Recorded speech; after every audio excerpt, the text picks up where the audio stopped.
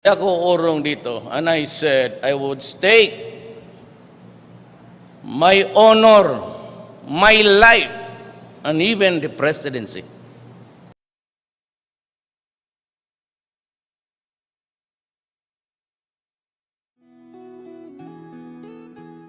Sawa na ang bayan ko sa magnanakaw na tao.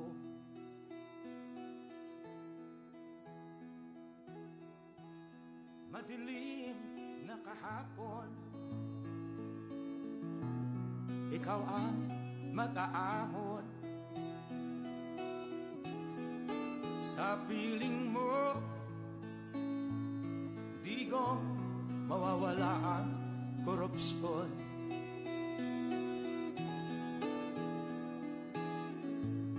Tayo na, Pilipinas, tayo na magbago. Hawak kamay tayo para sa pagkasenso. Ikaw at ako, tayong lahat kay Rodrigo Duterte, para sa tunay na pagbabago.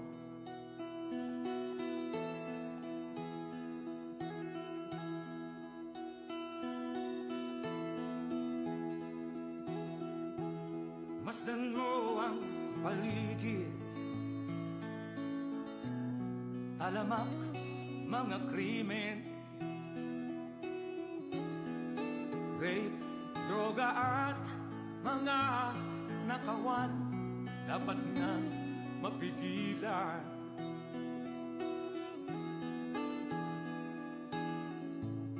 Tayo na, Pilipinas, tayo na magbago. Hawak kamay tayo para sa pagkasenso. Ikaw at ako, tayong lahat kay Rodrigo Duterte. Once again, President Rodrigo Roa Duterte. Why am I here? I am here because I love my country and I love the people of the Philippines. Ikaw at ako, tayong lahat kay Rodrigo Duterte, para sa tunay na pagbabago. Ladies and gentlemen, you may now take your seats. Ikaw ang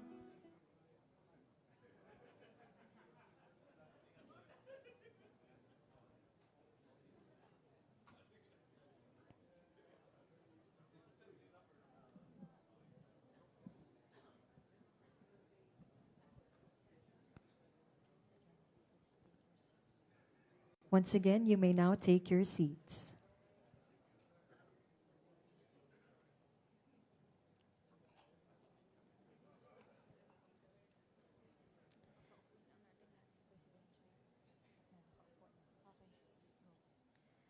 To start our program, may we call on Finance Secretary Carlos Dominguez III for his welcome remarks.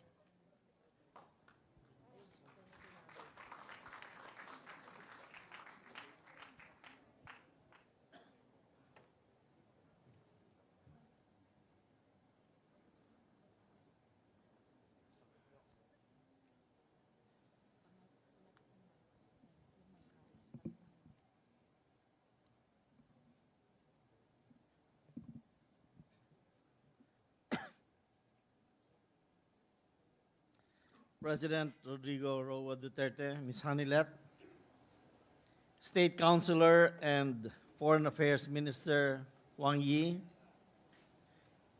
Chinese Ambassador to the Philippines, Mr. Ambassador Zhao, Executive Secretary Salvador Medialdea, former Foreign Affairs Secretary Alan Peter Cayetano, and Taguig City Mayor Lani Cayetano, members of the Chinese delegation, senators, members of the House of Representatives, my fellow cabinet members, distinguished guests, good evening. Let me extend our warmest welcome to our honored guest, State Councilor and Foreign Affairs Minister Wang Yi. We thank our guests for making time to be here with us tonight as we celebrate the birth anniversary of our colleague, former Foreign Affairs Secretary Alan Peter Cayetano. Alan told me that he is now 38 years old. He is celebrating the 10th anniversary of his 38th year. It is the evidence of strong partnership between China and the Philippines that the senior officials from both sides could be more than just counterparts and can be colleagues and to be real friends on a personal level. State Councilor, your visit to the President's hometown is deeply appreciated. Let us set aside the important business until tomorrow morning. Tonight, let us invite you to relax with us, enjoy the friends you have made here in the Philippines, and the hospitality for which our people are famous. After all, this is not just about work. It is also about strengthening our friendship through fraternal bonding. In the morning, we will resume our work in earnest. Again, our warmest welcome to Minister Wang Yi and our best wishes to the birthday celebrant and our host. Thank you. Thank you, sir. And now may we call His Excellency Wang Yi, State Councilor and Foreign Minister of the People's Republic of China, for his message. A round of applause, please.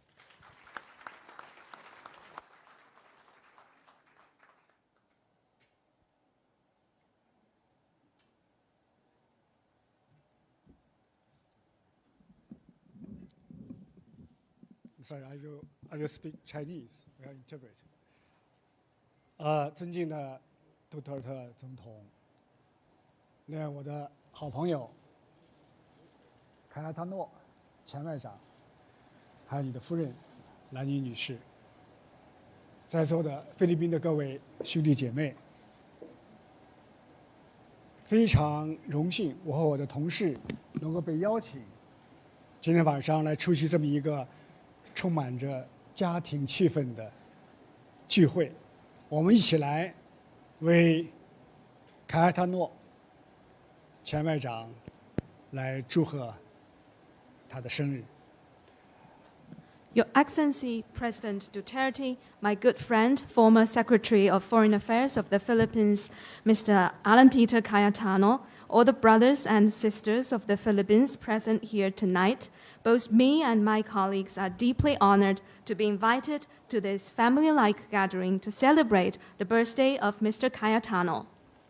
我知道你们愿意邀请我来到这里，就是把我作为你们的朋友，作为你们的伙伴，所以今天我还专门穿了一件巴龙，来证明今天晚上我是你们其中的一员。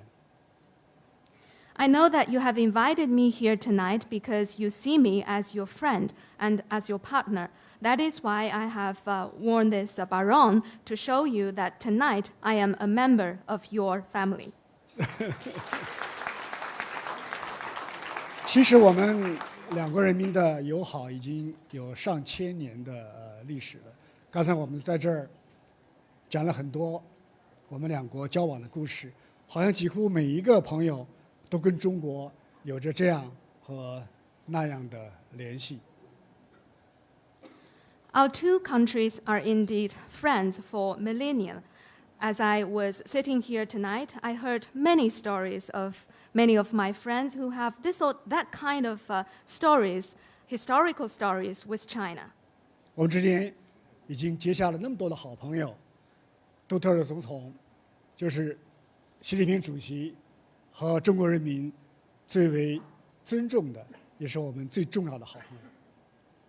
And between us, we have made so many more friends. Actually, President Duterte is the most respected and the most important friend for President Xi Jinping and the Chinese people. 当然，今天的主角凯亚塔诺先生也是我们最好的朋友之一。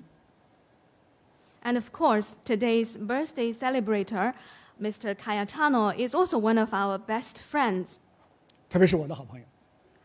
He's also my good friend. 我们认识他的时候，还是在杜特尔特先生竞选总统期间，我们看菲律宾的电视，看到杜特尔特总统身后站着一位风度翩翩的年轻人。我们不知道他是谁，但是有人告诉我，这是杜特尔特总统的竞选的搭档。当时我就在想，为什么总统选择了卡亚塔诺来作为他的搭档？那么经过这2年我们之间的不断的相互的交往，我们成为朋友之后，我已经找到了答案。I first got to know him, Mr. Cayetano, was during President Duterte's election campaign. We were watching the television, and then we saw a young and handsome gentleman standing close to President Duterte, and I was wondering for what reason President Duterte has chosen this young man as his running mate. During the past 2 years, through engagement and interactions with Mr. Cayetano, I think I have found the answer. 我想，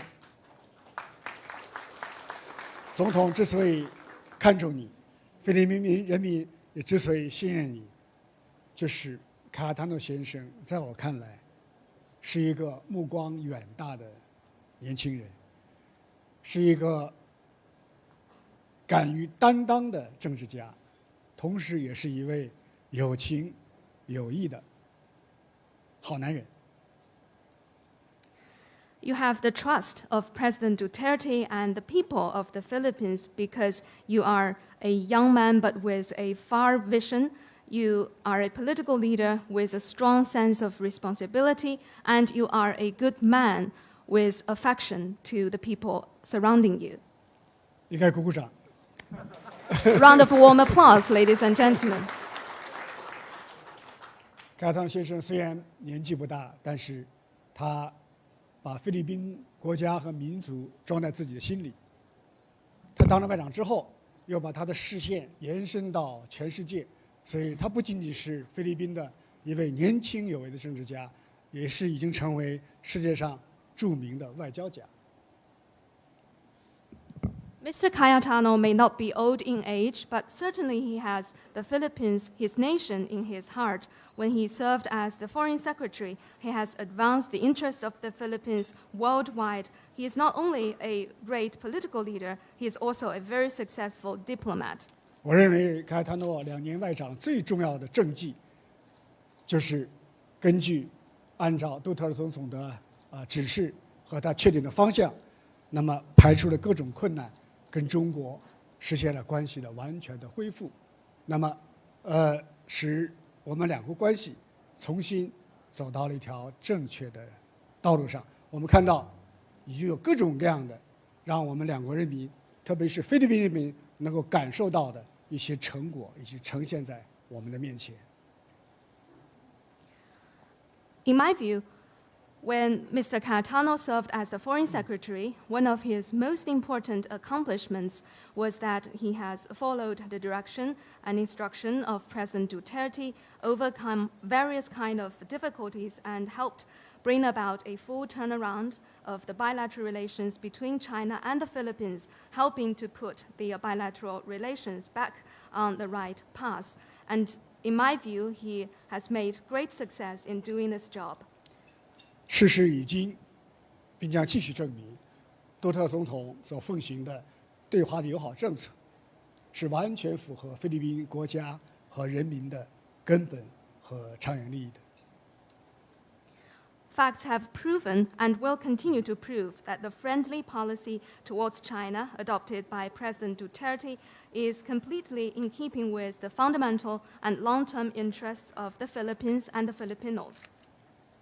今天正巧我们在达沃启动了我们的总领馆，同时今天香港也开通了到达沃的直通的航班。那么这当然是我们两国关系不断发展的一个成果，同时也是我认为也是给总统、给凯亚塔诺先生一个最好的今天的一个礼物。Therefore, it is of no coincidence that China opens its consulate general in Davao today, and also today the direct flight between Hong Kong and Davao is officially launched. I think these are real manifestations of the growing relations between our two countries. They are also the best gifts to President Duterte and Mr. Cayetano. 当外长是很辛苦的，经常在全世界跑，所以这2年，凯亚塔诺先生也失去了很多跟家人在一起团聚的机会，可能很对不起，兰莎女士。现在你又回归到了国内，我想，起码你可以有更多的机会来陪同你的夫人和陪同你的家人。当然，我们感到很惋惜，我们没有再多更多的机会跟你来合作。但是我想，不管你在什么样岗位上，你都会继续为菲律宾的国家和人民来服务，继续关心和支持中菲关系的发展。Foreign Secretary usually means a very tough job. You have to fly across the world. That is why during the past 2 years, Mr. Cayetano didn't have too much time to be with Ms. Lani. But now we hope he will have more time to be with his families. Although we somehow regret we won't be able to have more opportunities to work with him. But we believe in whichever post, Mr. Cayetano will continue to serve the Philippines as a country and its nation, and will always stay to help uphold China-Philippines relationship. 我们希望而且相信，在你新的政治生涯当中，也一定会继续作为总统先生的亲密的助手，和你的战友们一道，那么继续为菲律宾的国家的发展和人民的幸福来做出你新的更大的贡献。We hope and we believe in your new political career, you will continue to work with your colleagues and as a close assistant of President Duterte, make new contributions to the development of the Philippines and the well-being of the Philippine people. 我也不想讲太长的话。那么我来之前跟我的同事们商量，包括跟赵大使商量，我们要送一个什么礼物给凯亚塔诺和你的夫人。I will give a short remarks. Before I came, I had a discussion with my ambassador. We were talking what kind of gift we're going to give Mr. Cayetano. 大家都知道菲律宾非常喜欢篮球，所以我们带来了中国著名球星姚明的穿的衣服和他的自己的签字。We know that the Philippine people like basketball, so we have brought with us the jersey of the national basketball team once worn by sportsman Yao Ming and also a model basketball.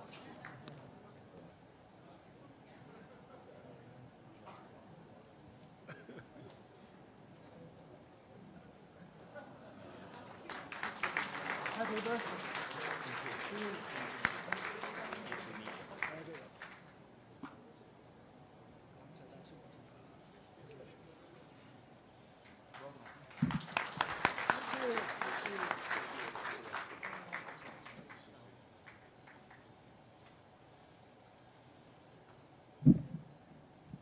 干杯啊！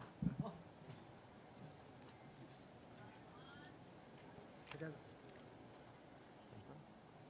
我提议干杯，我们共同举杯，为菲律宾的发展和繁荣，为达沃和南部地区的进一步的腾飞，为总统先生的健康，为凯亚塔诺和他的夫人的健康，特别是要为你的生日 ，Happy Birthday！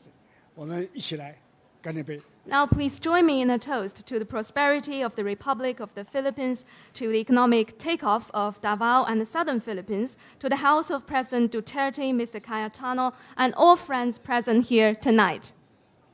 马布嗨！ Cheers, mabuhay.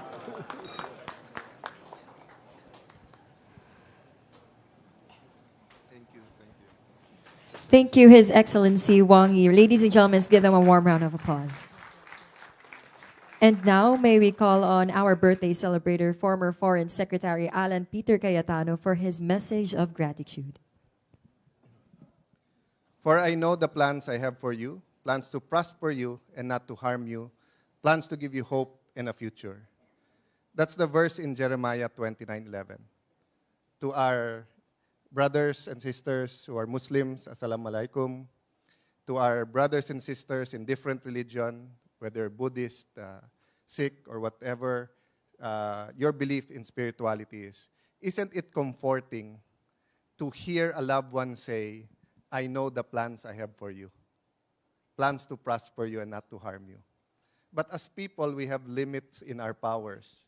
But a all-knowing, all-powerful God, has all of this and can really fulfill His plans for us. So tonight is really more of a thanksgiving. Our beloved President Rodrigo Roa Duterte, we're here, sir, to say thank you to you. To my very good friend, State Councilor Wang Yi, we went through many, many difficult times and difficult negotiations, but we built mutual trust together. Everyone talks about God's plan, but seldom do people talk about the enemy's or the devil's plan. And the devil's plan is simple: to steal, to cheat, to kill. Diba? Magnakaw, magsinungaling, at pumatay. To destroy. President Duterte has taught us that in fighting for God's plan, we have to make hard choices. We have to make decisive choices. He has taught me a lot in this short time that he gave me the privilege of accompanying him in the foreign trips as the Senate chairman of the Committee on Foreign Relations, then later on as a member of the cabinet. President taught me the meaning of a zero-sum game. Zero-sum game, corruption, drugs, and crime is a zero-sum game. You either allow it or you don't allow it. There's no such thing as you regulate it. So I've learned a lot from him then, because we are saying as long as society is a little bit safe, that's okay. As long as it's only this type of drugs, or as long as you're not an addict, it's okay. It's not. And that's one thing that I will always value. But he also taught me that diplomacy is not a zero-sum game. You have old allies, you have new friends.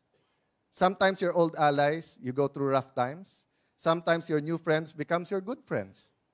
Way back years ago, we would not make friends with the Japanese because of the war with the Japanese and the hostilities and the violence inflicted upon our people. But now we are very close to the Japanese. We have conflict. We have dispute with Malaysia, Vietnam, until this day. There are many features that we claim in the South China Sea, in our EEZ, that are held by Vietnam and Malaysia. But we can continue to do well with them. We have gotten closer to the ASEAN brothers, and the President led the way in the 50th anniversary of the ASEAN, and he put the Philippines back on the map. Literally po yan. Literally.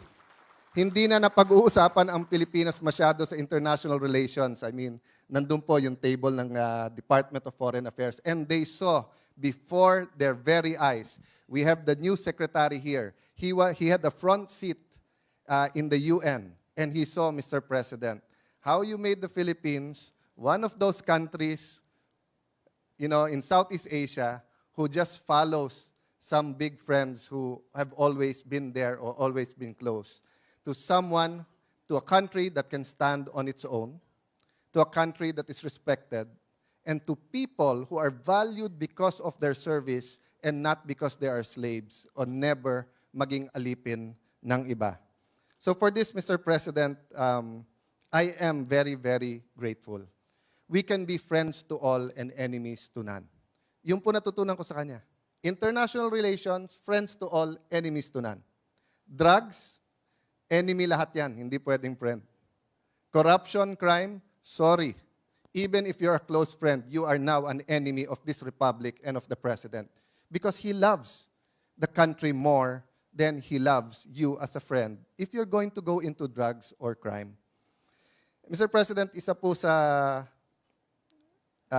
napakinggan ko lately yung pong kay Hill's Cat Hiron. No? Sabi niya, you know, when you open the TV and you see battles and skirmishes, you think that that is the revolution. He said, the revolution is not televised. That is not the revolution. That is the result of the revolution. The revolution is actually when you start changing your mind. When you start realizing there's another way to look at things. When you start opening your mind to do something differently. And I hope, and God willing, my future colleagues, Mr. President, in the House of Representatives, many of them are here tonight, no?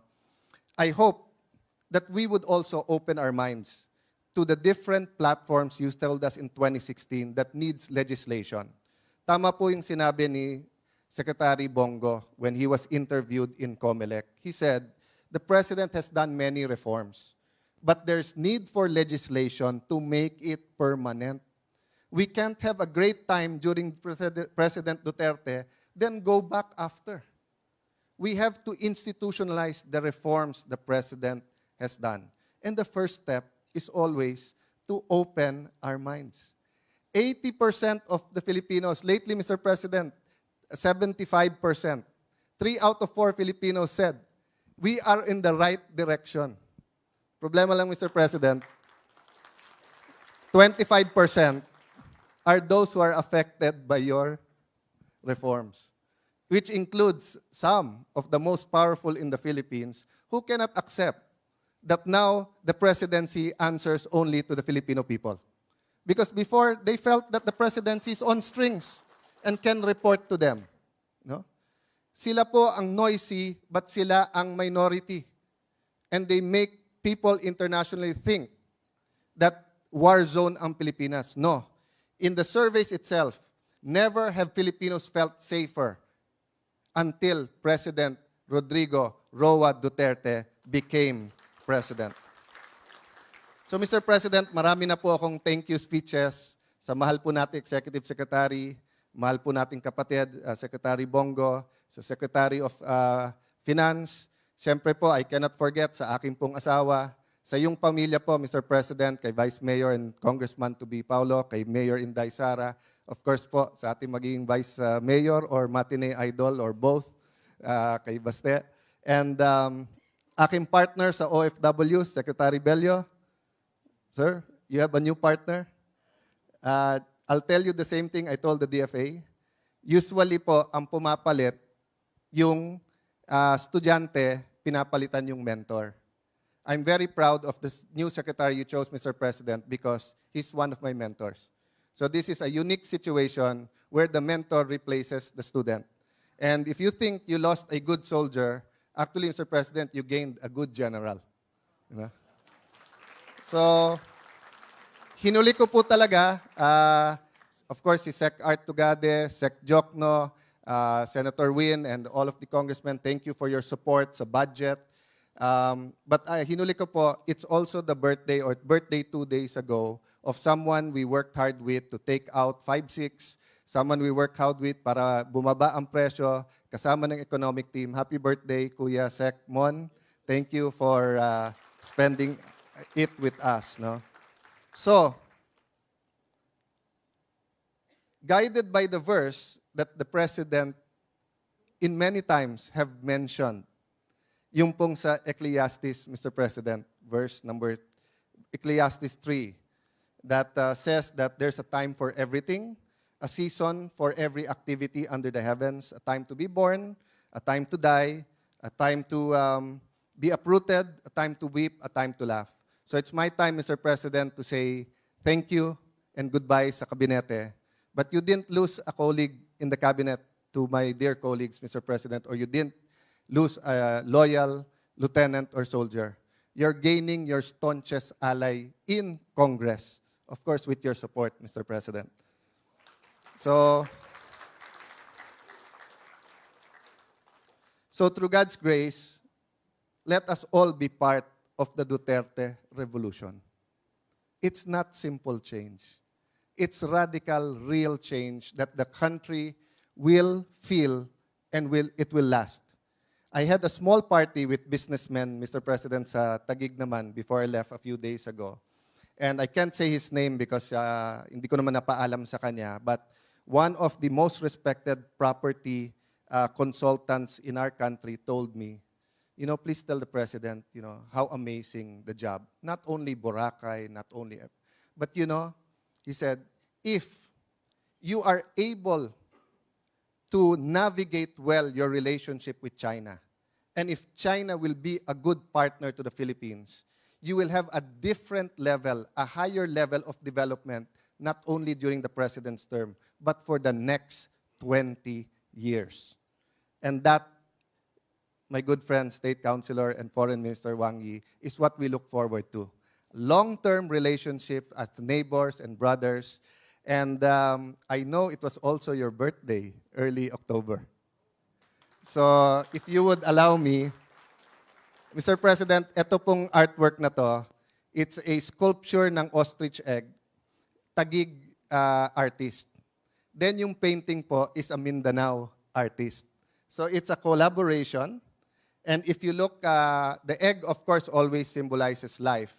And under it are children playing the drums. No? So, State Councilor, the children playing the drums are future Filipinos and Chinese working together as one to benefit both the Filipino people and the Chinese people. So please accept this small gift from Sap Bongo and I.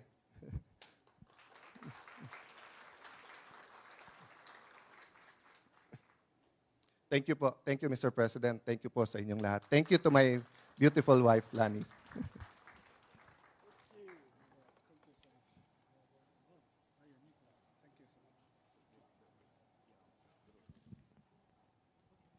Thank you, former Foreign Secretary Cayetano. Once again, ladies and gentlemen, a round of applause, please. May we request Executive Secretary Salvador Medialdia to introduce our guest of honor.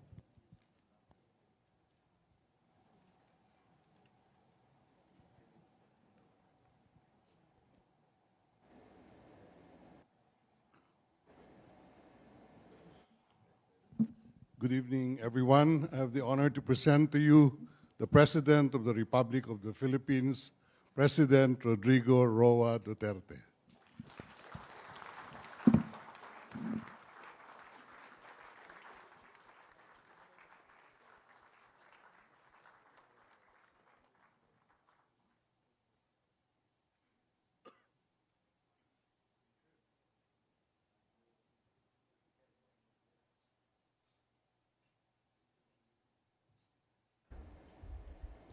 Thank you. Salamat po for the courtesy.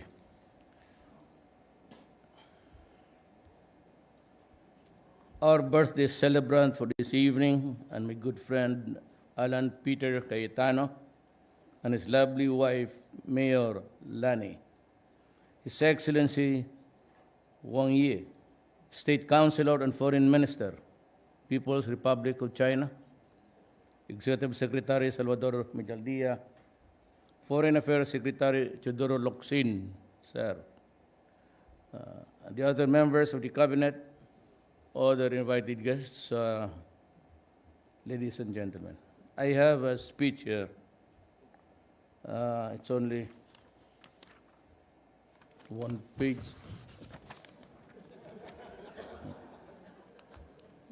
But before anything else, I'd like to convey to you, Alan, my gratitude and my heartfelt thanks for joining the Cabinet, helping me in the hours of my distress, as a government worker and as a friend.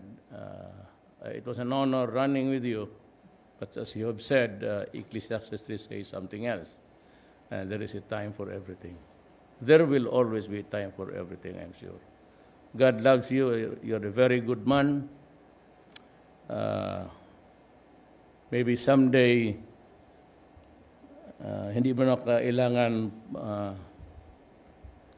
pumatay dahil na nagawa na ng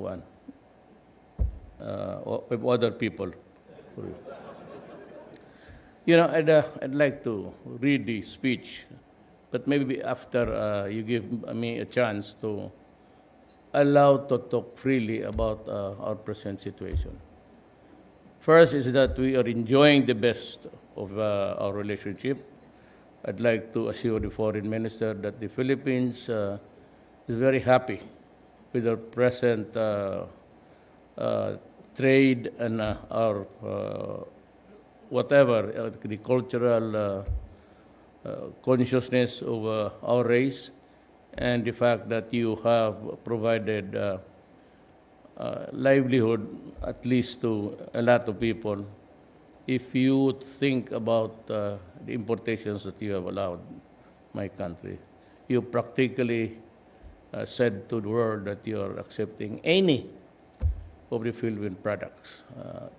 That used to be not the case because of sometimes the ship of state has to seek the refuge of an island, and we were always following the West, though our country was sailing in rough waters.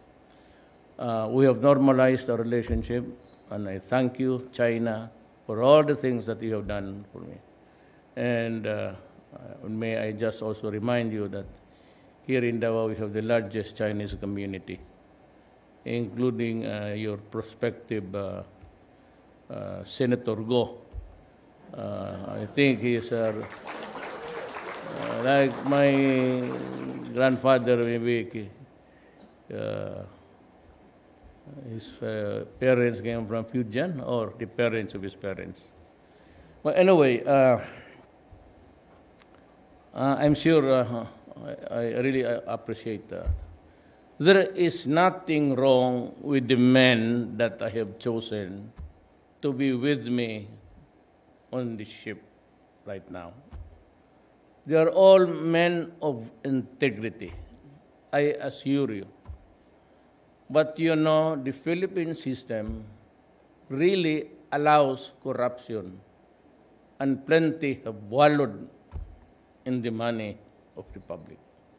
Historically, the customs, even before, I mean no offense to the children, if you are here listening, historically, the customs people were always the one on the better level of things, nice houses, cars, and even the BIR.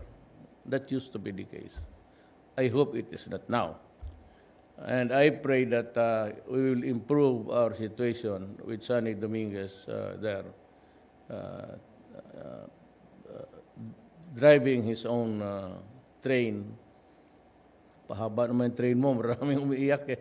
When the train law is still, and I believe in you, so that sabi ko, I stand by him.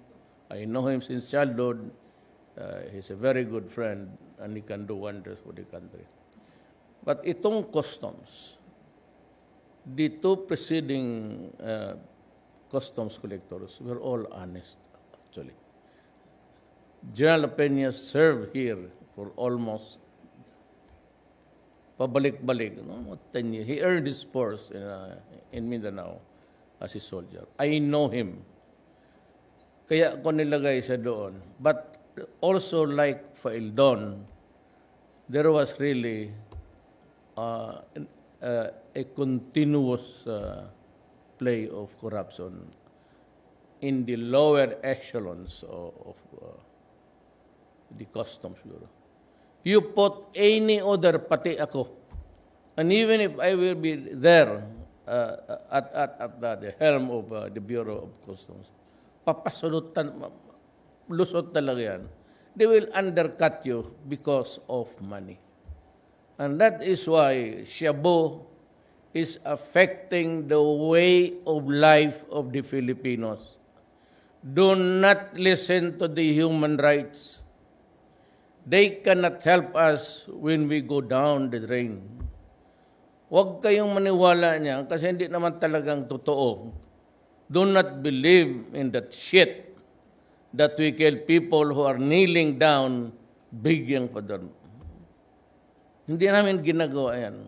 Ginagawa yan ng they are done by their suppliers or their lieutenants for failure to remit or maybe actually it's a police tactic that when they gave, they would tell you and the rest, it was your who was squeaky. And then they would hate each other and kill each other. It's all intrigue, but it's part of the territory of prevention of crime. But itong ano ngayon, sitwasyon natin is not really a crime prevention. We are on a war footing against the drugs, against the NPAs, and against the terrorists. The ISIS, of course, was the last year that it happened. That street there just in front, that was where it was bombed with an IED. So it is really a very tight space in my heart how to do it. Now here comes Sid Lapina was doing good.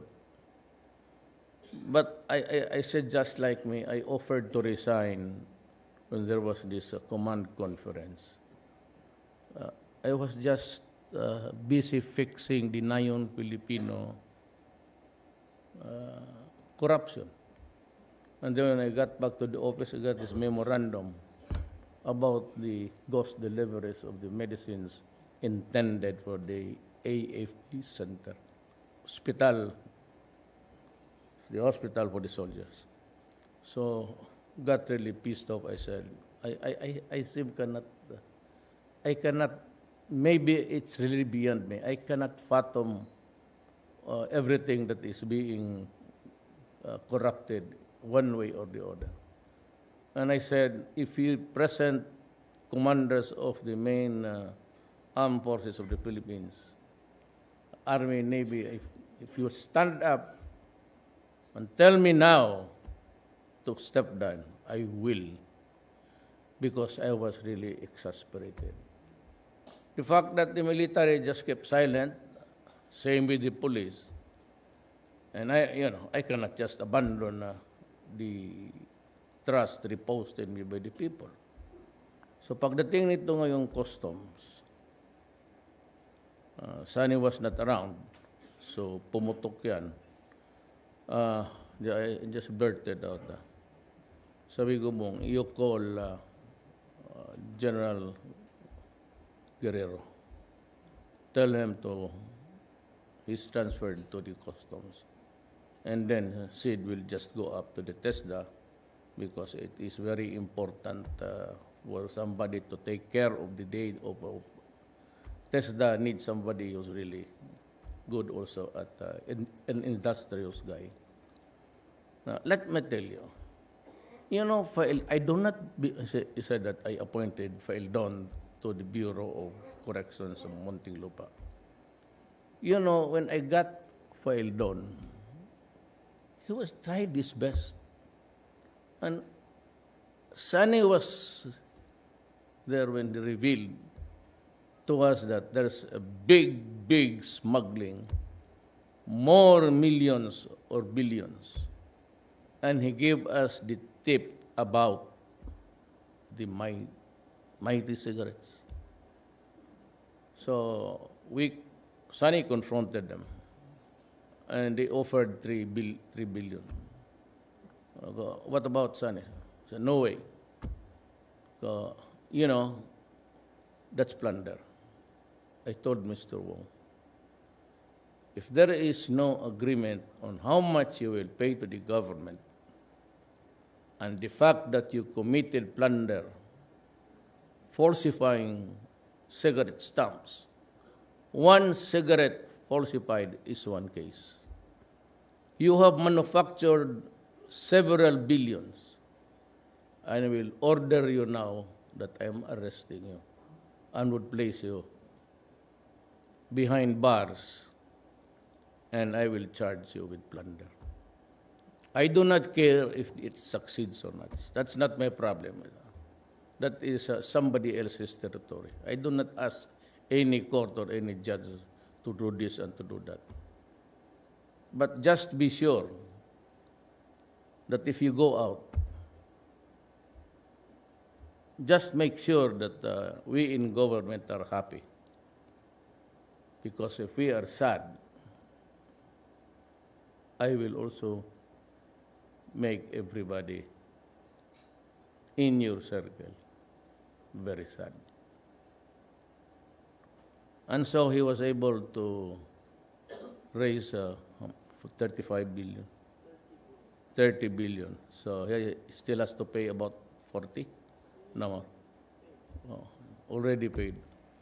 Ngayon, if I were filed on, why would I gamble with itong druga? And you know, there are a lot of moving eyes looking what's passing in front of it. Pati ba yun, pakialam pa niya, dito malinis to. All he had to do was to be silent about the cigarettes. And just call Wong and say, you know, you have this thing going on. And I'd like to talk to you. And maybe he could get as much as 10 billion. Tapos pakialaman, and including said, what would you get? You graduated from the PMA, Philippine Military Academy. You had a great career as a soldier. You've been the chief of police, they call it the city police director now. And you are retired and you have a business. The wife is a millionaire. Now, why incompetence? You know, just like me. If every graft happens and every time that I have to respond to it, ultimately, if you count the steps going to the seat of power, who's responsible? Ako yun. Ako yun. So sabi ko na, you know, I'd like to put on notice everybody in the Bureau of Customs. They are all floating status. They can maybe start again working, but I said they are on floating status. So I called Jagger and said, you know, you might want to talk to your boss, the finance secretary. Ask him if the guys who supply the X-ray can send a representative here to teach our technical men in the armed forces, a lot of them. The Coast Guard will take care. All police, customs police are also on floating status. Everybody. The customs intelligence unit, they are to report to Malacañang, all of them. I am ordering everybody to report to my office. Maybe I'll issue the memorandum. I have yet to sign it. They were hold office there at the Malacañang gymnasium. Lahat. So I told Jagger to take the technical soldiers dyan sa armed forces, maybe the technical group of the Philippine Army, the technical group of the Philippine Navy, and of the Air Force. And there will be about 3 signatures before a container will eventually be declared out of customs control. So there will be about 6 eyes there. And they must sign that it could be a Navy or a Coast Guard, something like that. They will be replaced, all of them, by military men. It will be a takeover of the armed forces in the matter of operating. In the meantime, while we are sorting out how to effectively meet the challenges of corruption in this country. Lahat sila nasa labas. And that's the reason why we cannot just dismiss them. And even as we deal the day-to-day reality, almost all of them there have been, in one way or the other, been charged of corruption. Lahat yan sila may kaso. And yet we cannot just move on because we want to be lawfully correct. So, dahan-dahan lang tayo. But with this kind of games that they are playing, dirty games, I am forced now to ask the armed forces to take over. Remember that I have issued during the first days of my term, this is the declaration of lawlessness. Part of the lawless elements are there inside the Bureau of Customs. At huwag niya akong sabihin na, alam mo, baka sabihin ni Duterte, hindi naman kami lahat magdanakaw. Correct. So very correct. You are right. Not all of you are thieves or robbers. But you know, you must be an idiot not to understand. You say that you are honest, that you are not part of the cabal there. And so, if that is your line, I cannot move, and you stay there, then I have to speculate if you are really a gangster working for the Bureau of Customs, a government employee. I do not have time for that. I do not have the time. So, yung iba pipiliin mo pa, you try to sort out there from the inside. No. I'd like them out, then one by one, if they are still deserved. If none, then since I cannot fire them, I'll have to file a case which could appeal after appeal. It could maybe last for another 10 years. And so by that time, we have lost so many billions. And you are destroying my country. You know, drugs. It's not just because of a dead body there. For me, if you ask me on national television, that idiot there who's dead, who's a drug pusher, is just a piece of carcass. Carcass na yun. You know the social costs of Cebu. It's 200. If you hit at least 200, but 200 na isang hit. Well, when the monkey rides on your back, you have to get more, and that is why they resort to crime. But remember, it's just a matter of a victim. Sabi mo namatay si ano. Is that the end of the story? What about the family? How about the children now who have no father to work to support them? He's gone. And his death was gory or brutal because he was a policeman, he was a soldier trying to suppress the problems of the country. Ganun yan eh.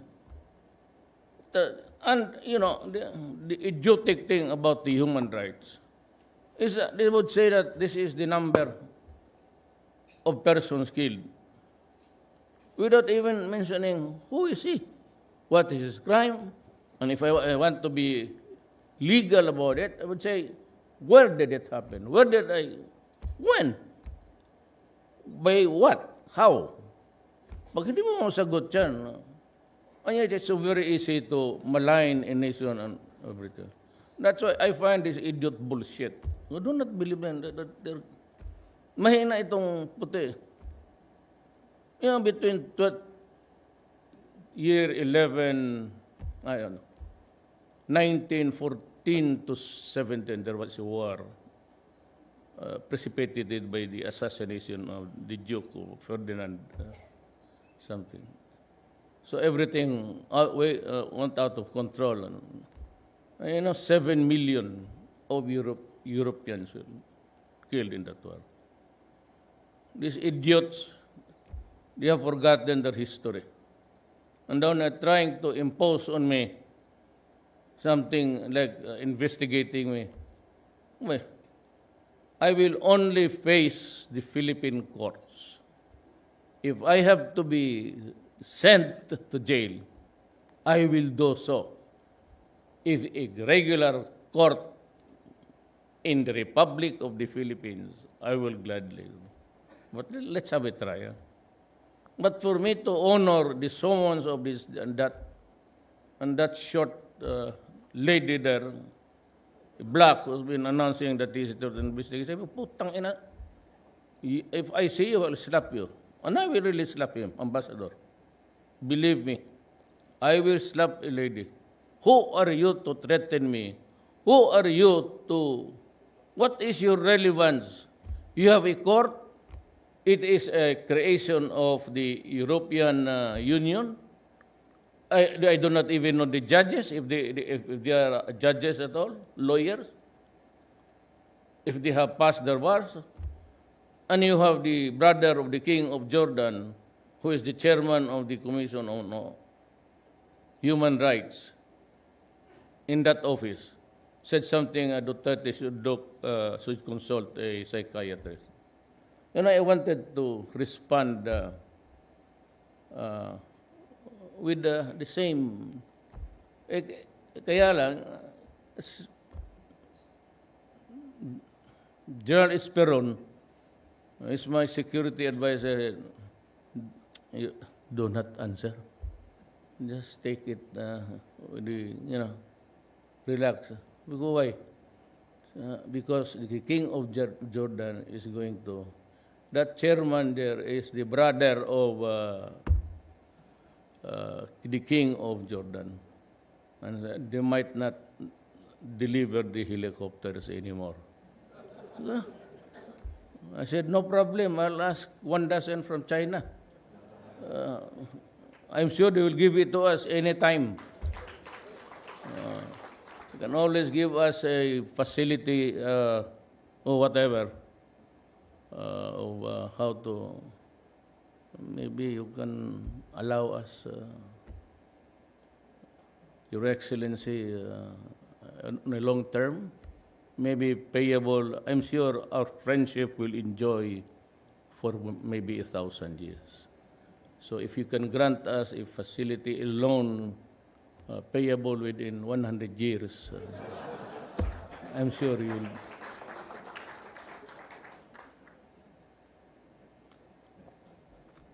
Like you, I do not like this European. They are imposing they want their values copied by the other nations. And to think that they are still on the edge right now, financially, it could maybe cause a breakage in that union. It could not be a union anymore. And so I'd like to everybody to know. I knew then how serious the problems were, but now. And so in this election, if I win, I will offer, I said, my life, my honor, and even being ousted. Make no mistake about it. But I will declare war against the drug people because it is eating humanity.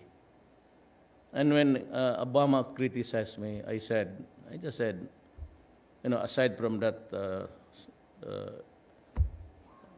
epithets and the curses that I said, you Americans, you will one day realize, to your chagrin, that your country is also falling apart. Now, they have this problem in America now. And you guys have been to New York, and I was there when I was a congressman. I would say, do not go into that alley there. You will never get out of that place alive. In LA, it's still the same. In my city, it's beset with the revolution. But I can guarantee you, you can go anywhere. And they say Philippines is a violent country. Of course not. We in Davao City observe the mayor is so much restrictions also.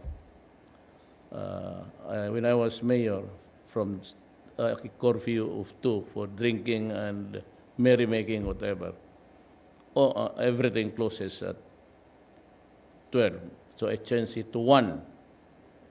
And now this mayor is here, changed it to 12 o'clock. So if you go out at you'll see Davao a very lonely place. Nobody is walking.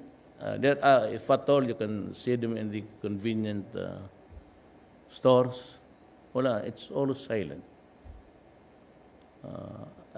That was a product of my labor. But I gave Alan, you just adapt and become president someday.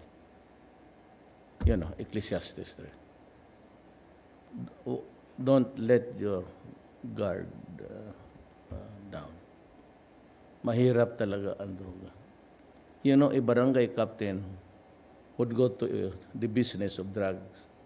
In about 2-3 months' time, he's a billionaire.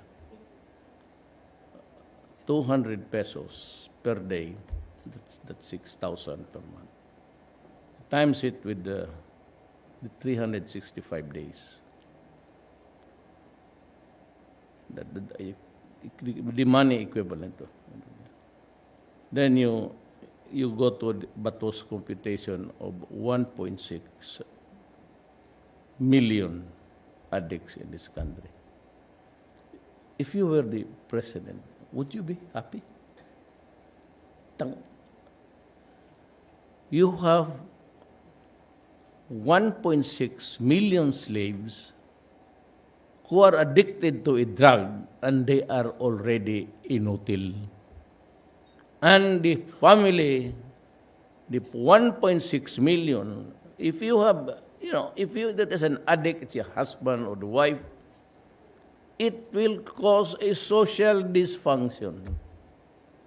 Now, count the so many Filipinos who would be disconnected in life. No father cannot work because he's inutil, his brain is reduced in size, and you have a mother whose job, they just know how to be a housewife. Gawain mong inutil. They are slaves already.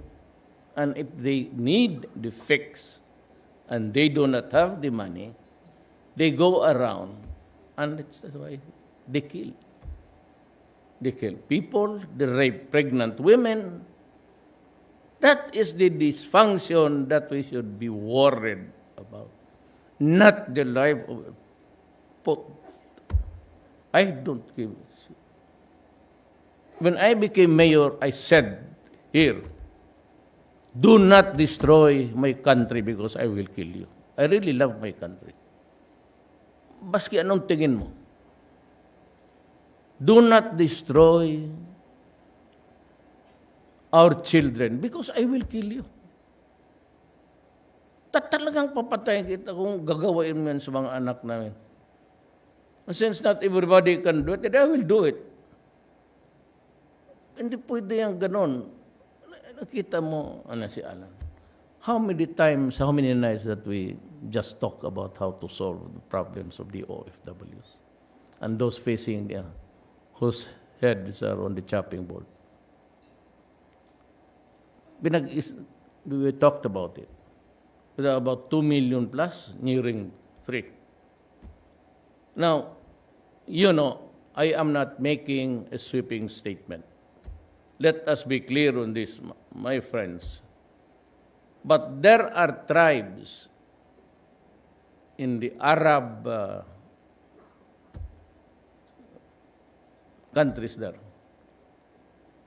who still practice slavery.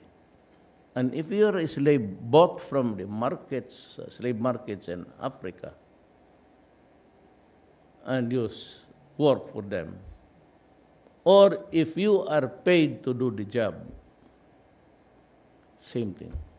Sexual abuse is part of the territory. I know that when I was congressman, 2 ladies from here to Ril were placed inside bars because they were distributing groceries and they were caught. We had to go talking fad. He was a bit, but he could still, at that time, manage to understand what I was. At pumayag. But sabi noong advisor doon, there was this advisor in the palace said, you better talk to your counterpart. I'm a member of the Law and Order Committee under Goles. So, nag-usap ko siya, you tell your people that there are still, because they make up of all sorts of Arabs, even different dialect. Rape is always. Na makita mo bakit it's uniform. They are allowed only about 3 hours of sleep. Why? Because he cleans up the mess of the house of the main owner. Then after that, she is ordered to go to the house of the daughter-in-law and clean it. Then another son-in-law and so forth. No day off, no nothing. Passports are confiscated. So kaya ako pumutok lalo na akong pumutok. Pinutang ina ko talaga. Kasi ambassador came to us. He heard me. Lahat na ng mura na tanggap nila. He went to me and well. So now, Alan went there, sabi ko, and who's Mamao? Secretary Mamao is a Maranao. He's a classmate of mine sa law school. Sabi ko, solve the problem. So, pumunta sila, we got the best of deal. 7 hours of sleep must be given to them. They can have a day off so that they can also go to church. You're not the only one who's religious. They have their own religion. Roman Catholics, mostly. Then they should be allowed to cook their own food. Because I will not. Tapos, their passports and their cell phones must not be confiscated so that they can anytime. So Alan got the agreement and they agreed. So I'm very happy with Kuwait. I'd like to thank the ambassador, but at the same time, I apologize for the slurs that towards him because it was a moment of pain and sorrow for us. And I'm sure that you can understand us. Kaya yan ang Cebu. And gets back to, we now revisit again yung kaso ni La Peña. He's a friend. I know him. And I will not abandon a friend. If he is not a corrupt person, sa kakaraming trabaho, his failure is my failure. I am not covering anything I am ordering as a matter of fact the order, the arrest order, but was included, sino itong putang inan to? Yung police, si Franco, who was behind. So every time there's a change in the Customs Bureau, new unit, new name, brand name, but ito silang mga police nito, asyerto is not been investigated by Congress. And sabi kasi nila na, they reminded me na he cannot be. Of course, we are all lawyers. Doesn't mean to say that when I order his arrest that he would be taken physically out of Congress without it. But I told them, you know, when you start to investigate, right, by the way, sinabi ko talaga sa kanila, do not insult my soldiers and police officers. Sabi ko sa kanila, if you go there, you state your position clearly. I am here in response or to respond to your summons to me and for me to tell the truth.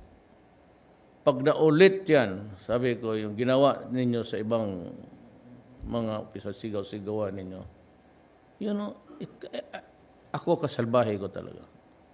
I mean, I can kill a person smiling. Pero yung sabihin mo sa, no, you know, I'm referring to Angie Reyes. Hindi kayo was, how was, but 2 million? And look who were investigating them. Where are they now? And so how much? Tapos ganun yung to. No, sit down because you have no dignity. Kasi my orders to my police and to the armed forces. If that happens to you, sabi ko, you stand up. That's why I ordered Bato to do it. If you are shouted at, insulted, degraded, you stand up and say, I'm going home. Because the president says that when I'm being battered with so many insults and everything, you just say, well, Senator, whatever, I came here for this purpose. Since I am being paneled there by so many insults and epithets, curses, uwi na lang ako. And sinabi ko sa kanila, pag hinuli sila, tawagan nila ako. And I will go to Congress. I will not use soldiers. That's been telling the armed forces, pati police, when I offered to resign. You know, I was elected by the people. You have your own mandate. And if you think it's your mandate, do it. Sabi ko, I'm offering to resign. Tumindig ang armed forces.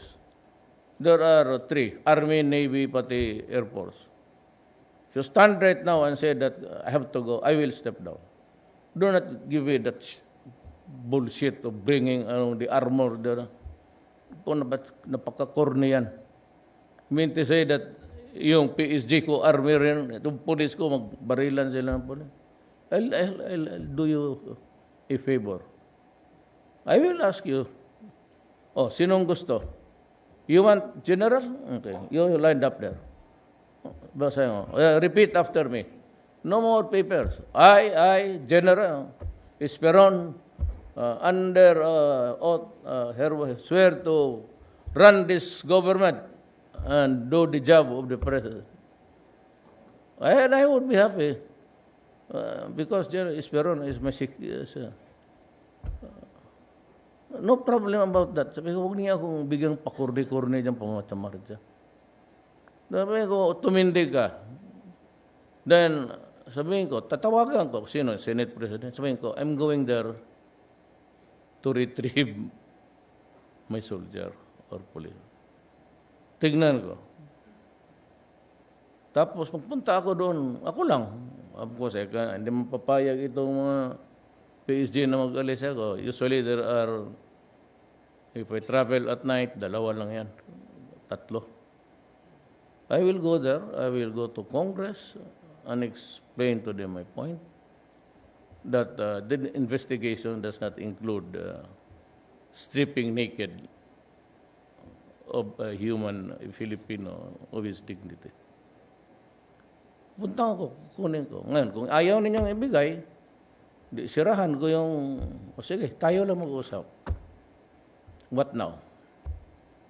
Sabi ko anong gusto niyo. Tell me, how do you want it played? Ganon ko talaga. Kasi hindi ako papayag na mga sundalo, sigaw-sigawan. Kasi ako, pag ginanon, fuck you. Who are you to insult me? And even when I was mayor, there was this killing of 17 criminals. I said, you kill all of them. It was my order, correct. But they had the firearms. I gave them time. And I said, do not rape the women. And the morning after, they were, when they went out, there were blood splattered. So I killed all of them, as promised. Do not rape the women. Tapos itong mga babae, misogynist do. Hindi ka na makabiro ngayon. Miss, ang ganda mo eh. Kagaya nung, tayo ba yan? Hindi ko alam itong asawa ni Coco Pimentel. Yung nagninong ako, she was in front of me. She's a very leggy thing. Sabi ko, ma'am, maganda ka, ma'am. Sabi ko, saan ka nakatira? Sa dito sa Manila. Sabi ko, ang ganda mo. Sabi ko, may boyfriend ka? Sabi niya, oo. So, sinong boyfriend? Patay natin para wala ko. So, hindi. Si Coco Pimentel pala. Kaya mga ganon ginagawa ako ng misogynist. We lost the art of just making people also laugh. Totoo na, maganda eh. Ako naman, ganon lang. Hanggang dyan lang naman. Sa totoo, wala naman talaga. Who is 73 here? Tignan natin. Sabihin mo, magyabang kakaya, bakakon. So that's it. And I'm also warning the NPA. There's, I said, always a time for everything. A time to be patient, and sometimes a time to be misunderstood. Kasi kinuha ko si Tigualo, hardcore talaga yan. Pati si Mariano. So I knew there was a ripple somewhere in the military. So there was this command as I said, if you know a way of settling this problem with the communists, let me know because I will follow. Write down what you want to do. I'm trying my best to, there's always this confidence building. Kaya ariglo man kaya tayo. Sige, I'll take you into my cabinet, pero no coalition government, no nothing. Pagdating sa, when it was time for the Congress to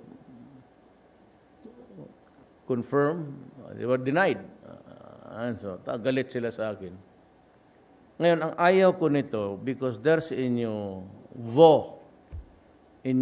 fad dito sa left, that yung mga construction ng mga gobyerno, para sa mga mahirap, kanila rin. Itong mga left, marami ito silang France. Isa nito kadamay. Ngayon, ang ginagawa itong mga unggoy na to, yung mga bakante na lupa, occupy nila. The unfinished condominiums there for the soldiers and for them, they occupy them. They are not from there. Just what happened in Bacolod. After the harvest, there were these original workers, then they claimed that we are implementing our own land reform. Ako sabihin ko sa inyo, to the left, to the communists, do not do it ever again, because I have issued an order to the police and to the armed forces. Pag pinilit din yung occupy isang lugar, just what happened in Bacolod. Sabi ko, this time I will order your arrest. And when I order your arrest, the arrest is to bring you to the police station. Now remember, marami kasing hindi marunong. When you are ordered arrested, he will just say, I am a policeman and I am a soldier arresting you for this violation upon orders, if you may, from my superiors. Once you begin to resist violently, he can do his thing. If the police or the soldier, I'm addressing the other nation, the entire people, if you resist violently, makipag-away ka, then my orders to my soldiers and policemen is just simply to shoot. And if they are in danger, shoot them dead. From now on, there will be no confiscation of other people's or somebody else's property. Do not do that because you are sowing anarchy. Total naman sa Bacolod, I have issued to Catriciones, said, get all the lands there, land reform. And I'm going to announce, I'm declaring land reform areas, all, and all government lands, na medyo, if it's just also a plain one, or even a hilly, but can be utilized for agriculture, I will give you all the lands, lahat ng lupa ng sa gobyerno, except the reservations of the military and the police. And in some cases, yung mga industrial estate. But you can have all of the mountains there. I will give it to you. You just wait. You do not have to abuse other people by just going there swaggering as if you are the owner. My orders to the police and the soldiers, shoot them. If they resist violently, shoot them. If they die, I do not care. And you can complain. But let's have order in this country because you are causing disorder. You have this problem with drugs and have this shit problem of yours as if you own. You are into a rampage which I have to stop. Because as a worker of government, I was elected really to just establish order in this country. It's about halfway of my term now, exactly. Yesterday was half of my, so that's the remaining half. If I cannot do miracles for this country, then I will just say that, let us just respect each other's. Huwag ninyong sobrahan. Do not force me to do something. I will not declare martial. But just like what I'm doing, I will go for the strongest tools, political tools in my hands. And drug problem, it will remain the same. Especially if you are a drug lord, I would be happy to kill you. My God, I will be happy to. Just don't fuck with my country. Mabuti yan. And all other departments. I know that I have assembled the best of the Filipino. Lahat dyan, Stugade, si Art. I saw him. Ayan. Ito, valedictorian namin ito sa law school. Totoo. Ito, Dominguez, valedictorian. Since kindergarten kami. Mon Lopez, I think, was the dean's list always. Lorenzana is a valedictorian. He's an Ilocano, but they migrated to Pikit. His classmate, si Kibuloy, sabi na, yan ang valedictorian nila. Sure, sir, Teddy Boy must be... Ako, totoo, as my classmates are witness today. Ako, pakita ko nga, 75 lang, 78. Totoo. Pag sa uli man, 75. Pero ito nga, Esperon National Science High School yan. Valedictorian yan, utak yan lahat. Ako, 75. But you know, these guys work for me, by the way. Dude. Joke, no, is an economist. Pero trabahante ko lang sila. And bebot value also. Until now, he cannot afford to buy socks. His sock. He just... So he was staying in front. Gunong Dulay. Kaya kilala ko yan si Dulay. When we were students in the dormitory, because it was Holy Week, and nobody was manning the port, the kitchen, and everything. May na-imbento kami na magnakaw. Paano ito? Gutom. Nakawin natin lahat yan. Pati yung mga sigarilyo, mga Virginia Slim, ubos. Ang hindi talaga na sumali, sabi ko, nakawin natin. Dulay. Bahala kayo dyan. Pero pagbalik namin, kasali sa kain. Carne Norte, sausage. Tapos sige kami sigarilyo. We stole cigarettes. And after one cigarette of the other, we just flick it outside the window. So when the police arrived, days after, they were looking at the windows where the spent cigarette stubs were thrown. Yung bintana ko puno. Yung ibang magnanakaw puno. So tignan lang niya yung window. Dito galing yan. Yes, we both una.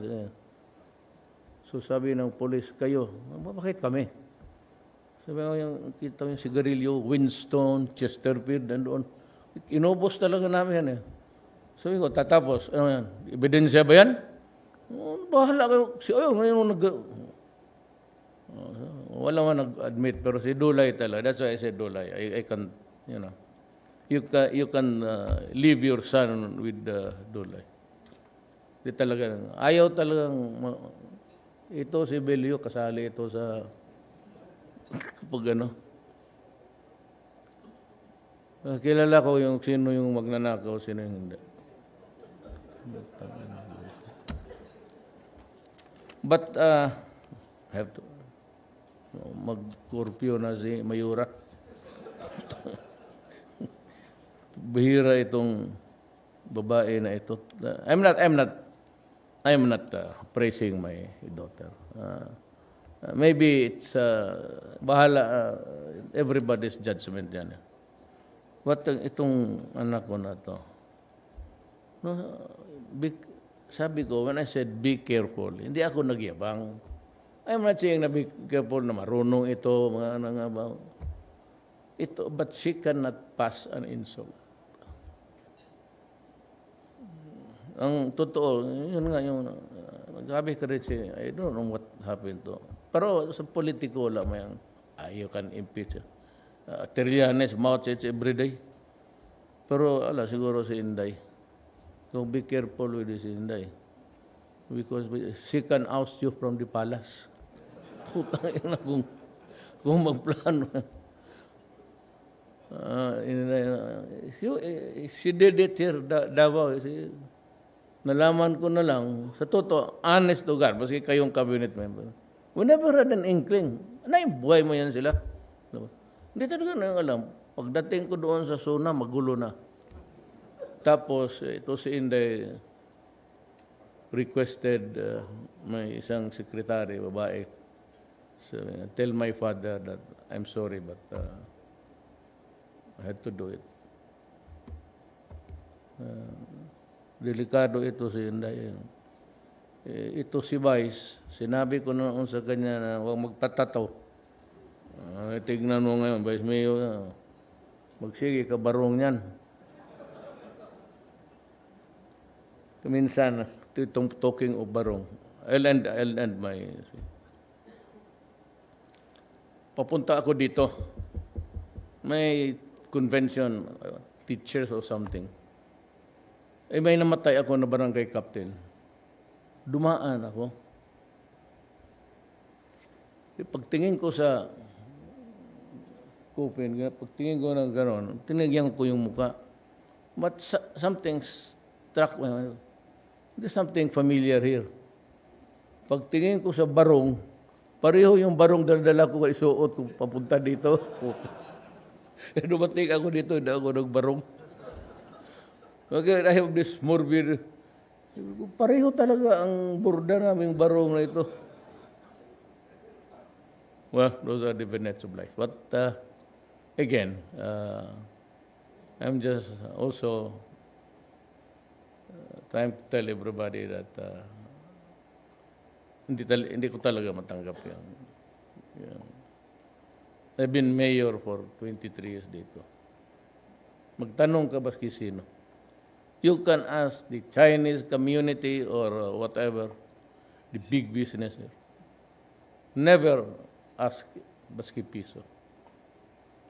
And when I was a prosecutor noon, lahat ng regalo ng Christmas, mga t-shirt, not the big, yung para sa mga mayor,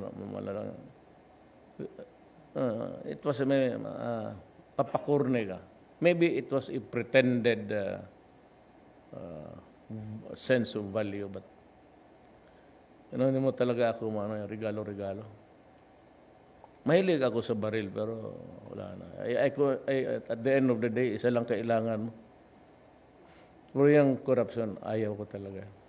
So, lahat na, sabi nga ni Alan, join us. And hindi man ako nakikialam sa Congress, ala kayo dyan. Basta dito sa department ko. The next time around, same. I will, that's the only way. And then people would start now to complain that there is a complete militarization sa gobyerno. May I explain? Can you give me 5 minutes? Why? Bakit ito sila Esperon, sila Lorenzana, itong si Bautista? It has been my experience na itong bureaucracy, they cannot move in cadence. And if you give instructions to them, they will argue with you. Anak yung mga direktor na gano'n, mahirap. Kaya kinabukasan, pinalitan ko na. She was arguing with me to no end. Siguro, look, kasi ganito yan. Alam ni Secretary Joke na master niya yan. When it is a nationally funded money and it is intended for the elderly o pantawid, it should not be given to any politician or mayor. Hindi pwede na ibigay mo sa konsehal siya mag-implement. Why? Una-una mga politiko to at ang bibigyan nila, and they can always falsify ang mga pangalan at ang bigyan niya yung mga tao lang niya. I will give it to his supporters. And they want bodegas. They have bodegas, warehouses. Okay yan. But yung forward positioning ng relief goods, gusto nila ilagay doon. Sabi ko, wag. Kasi gamitin. They will use it for political purposes. And maybe when the time comes when there is really a need for it, then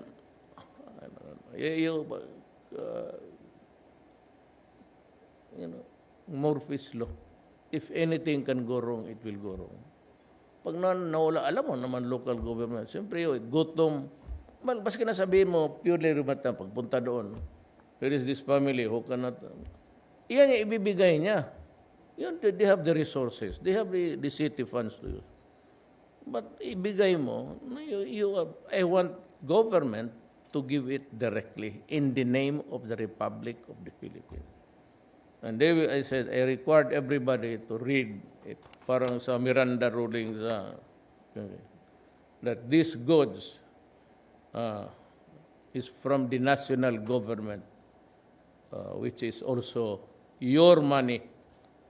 And there ought not to be any political. Yan ang no name, no nothing. Kaya yung sa Boracay, pag sabi nila na thank you, President Duterte, sabi ko, sabihin mo sa tanggalin yan. Hindi ako pupunta doon. I will not. I do not want yung gano'n. Wala kang election or no election, you have not seen my face there. Ayaw ko. And I do not want praises.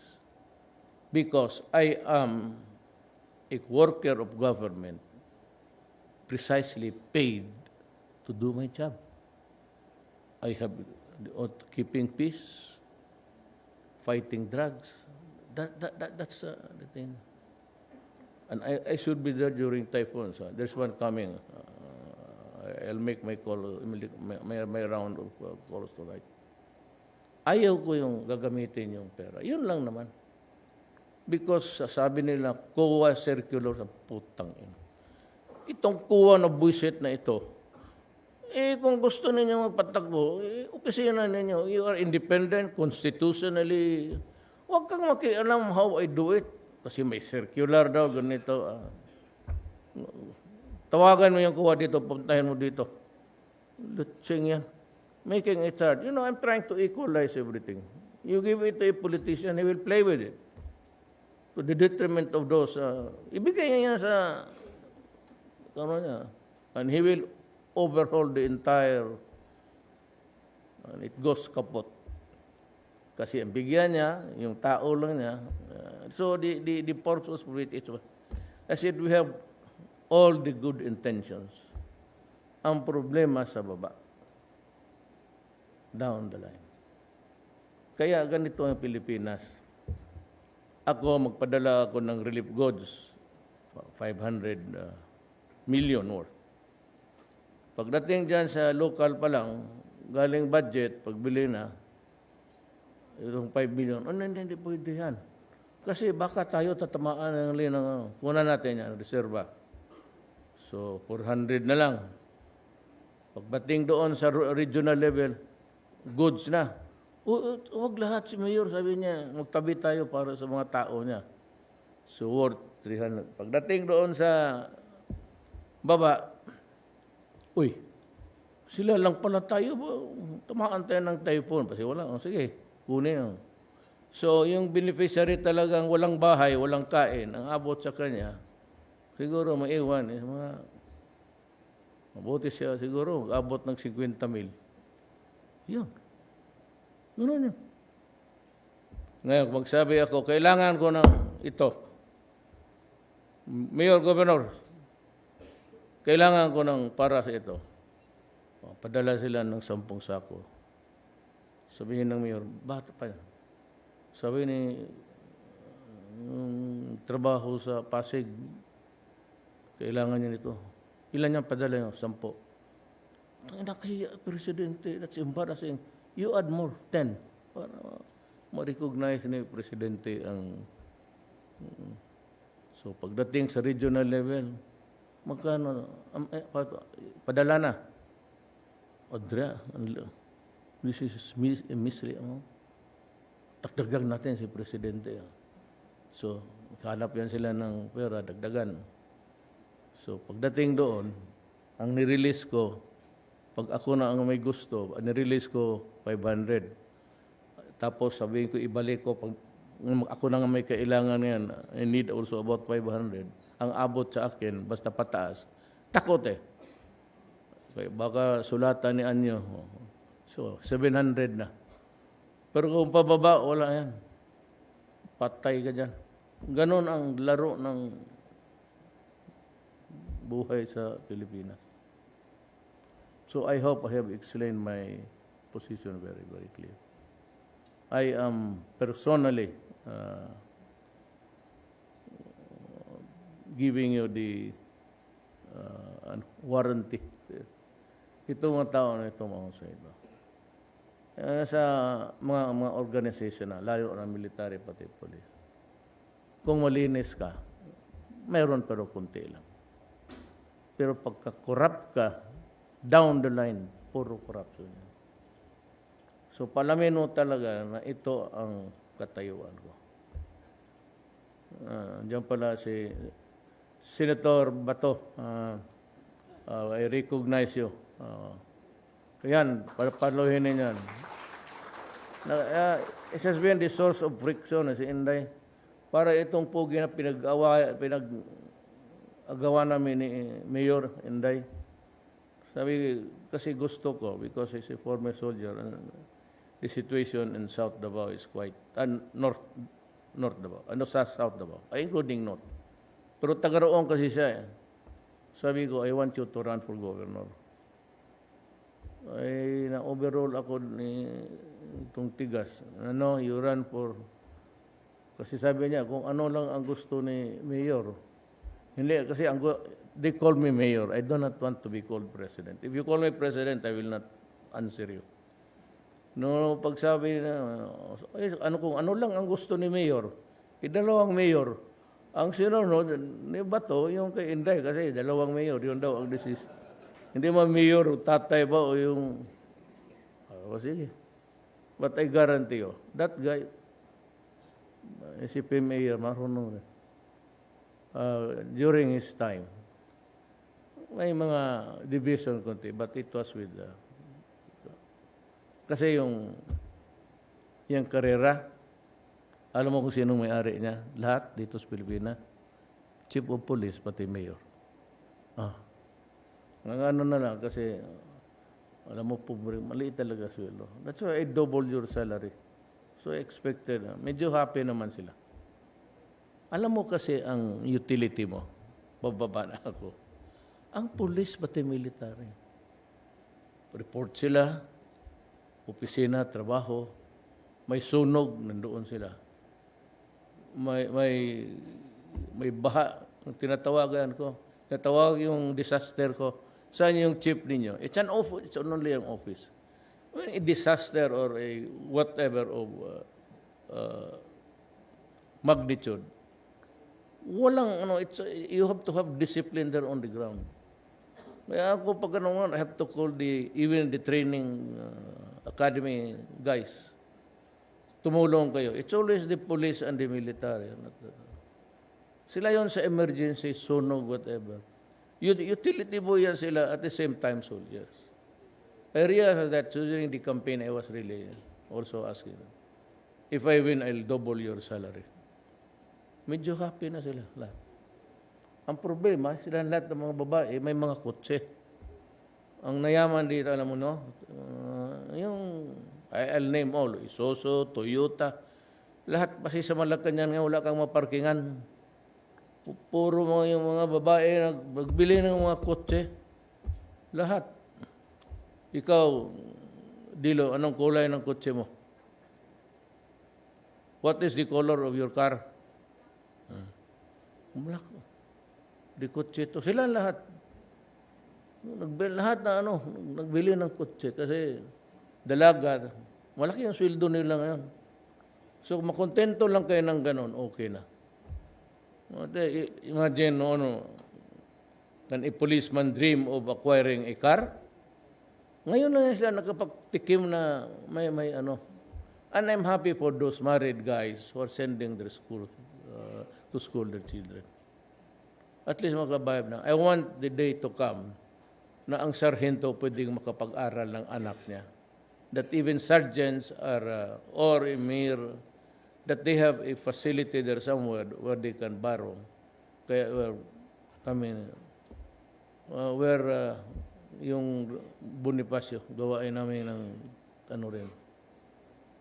Iparent namin, sabi ko, maghanap na kayo ng new place. Total mga Erwin naman to pati. Kailangan dyan sa EDSA. It's too crowded anyway. So, pagbilan, then I want to have their own GSIS. Para isang sarhinto, kasi kung gusto na mag-anak niya, may bright, pursue medicine or law, meron sila. So, ibigay ko lahat sa trust fund nila. And kung ma-materialize yan, mayaman ang sundalo. I want them na better off kasi they are also the guys who are dying. Ganon. So with that, I have conveyed to you my personal uh, uh, reaction to the days that have passed na causing us sorrow and nakakahiya kasi. Biro mo na nalusutan ko. No? Pile doon, ganun din. I know, sundalo, they will not sacrifice their career para dyan lang. They're too smart to do such kind of an idiotic smuggling. Talagang nalusutan sila. Nandiyan na yung system. So, hindi ko man masira yung system because the law would not allow me. But I can temporarily get you out. Lagyan ko ng sundalo. Sabihin ko, ang Army, Navy, pati mag-contribute ng technical men nila. Already there.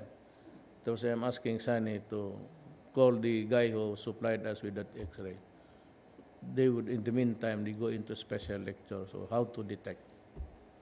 And there will not only be one, but three who will sign the cargo that passes through the X-ray. Upon its release there, iba-iba. Could be a Coast Guard, could be an Army or Air Force. Not from the same unit. We will discuss that in detail when the cabinet meeting comes. So, I'd like to thank, happy birthday. I'd like to thank Alan for inviting me, Mayor Lani, and Congressman. Wala dito. Meron lang isang lugar dyan. Alam ni, ayan si Lopez. Yan ang official There's no word for it actually. There is in the Visayan, pero it leaves it dirty. Leaves something dirty. Bahala ka na sa kanila. Kasi ang pinuntahan niya dito, lang bata, puro. Pati si Bong. Alam, Bong can make you happy, but please do not forget to support him. Ito si Bong. Alam mo, Batanggin nyo talaga to. The mother, yung mga tesoro, yung pinaka-head noon ng, including the Philippine area, Pacific, ang lulo nito sa Mason. Mabibigat itong pamilya, puro Mason yan sila. At saka yan, may galit sa NPA yan. Alam mo bakit? Kinig mo na siya. Ang lolo niya, binaril sa muka ng NPA, naglalaro ng o sa golf club. Talagang pinatay. Kaya yan, sekreto ang kulo niyan. Pero maghanap ng pinaka-pro-military yan.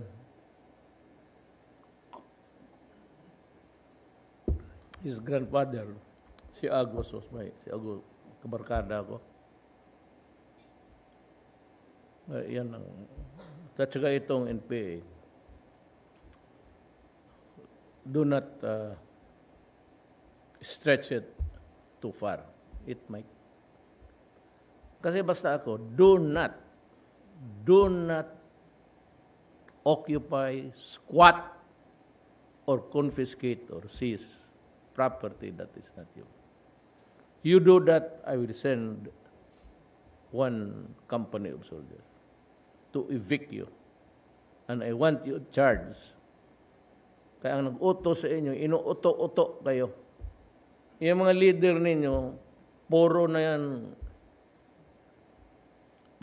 vintage na, wala nang, it's always, instead of sticking to issues, pinapansin patuloy kasi ako daw, may sakit, mamatay na raw kasi nasunog yung, pumunta ka ng Jordan, sige daw, doon sa desert.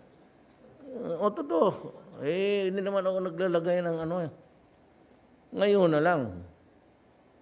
Tapos sabi nung una, ito si partner ko. Siya, si Sido siya. Yung kanya, may number, 1, 2, 3, 4. Nandoon talaga sa 1. Ang sabon. 2, yung toner lang. Tapos 3 po hanggang pa. Tapos may pang 5. Puto mas lalong umitim po. Yeah, oh. No open. Kaya punta ka ng mga malaking dermatologist, aking doktora, simple lang. Ang nangyari, sabi ko, anong doktora, mainit masyado. I go to the military camps. Almost every week may pinupunta na akong military. Tuhulo, siguro, during my term, 20 times. Pumunta pa ako ng Patikol. Pumasok ako sa Patikol. Sabi ko, sige, kung gusto niya ako mamatay, patayin na niya ako. Adi, patayin na niya ako. Tignan natin. See what happens. Sino bang malasakit sa inyo? Sino? Lola ko maranaw. Manay ko sa Maranaw. Patayin na niyo ako.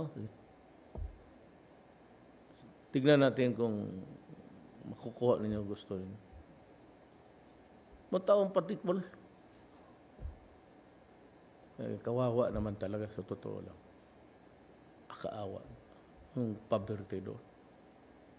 Lalo na yung mga badya. I was forced to go out of the military camp. We had a sort of theater. Tapos, sabi ko, I decided, puntahan natin. Pasok ako ng Patikol. Nag-lecture ako, same.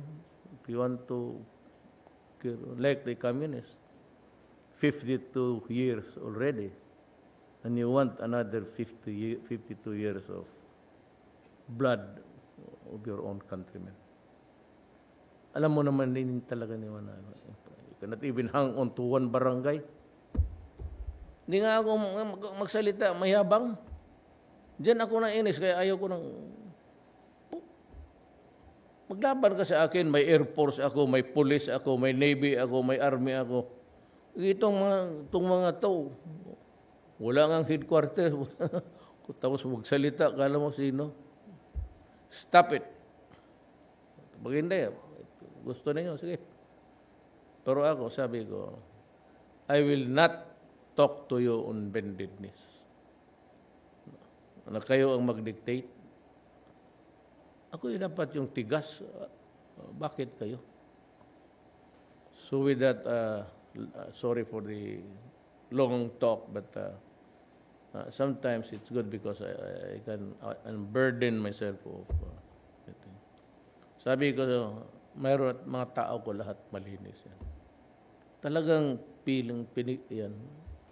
Hindi lang sikat, hindi lang politiko. Ngayon kung bakit nga puro military, isang sekreto lang. Tira, ang Boracay, Pilipino man tayo lahat. Kung binigay ko yan sa mga civilian bureaucracy, malinis kaya yung ganun? Isang salita lang. Kaya sabi ko, look, your president is a lawyer. I will never, never order you something which is unlawful or illegal. Yung iba nagtitimpla-timpla, pero I need, patayin mo si Mr. Santos, patayin mo si Mr. Marquez, patayin mo si... Kayo na, kasama mo tayo. I just say that. Ganito kasi yan. There cannot be an operation of shabu for distribution if it is not an organized act.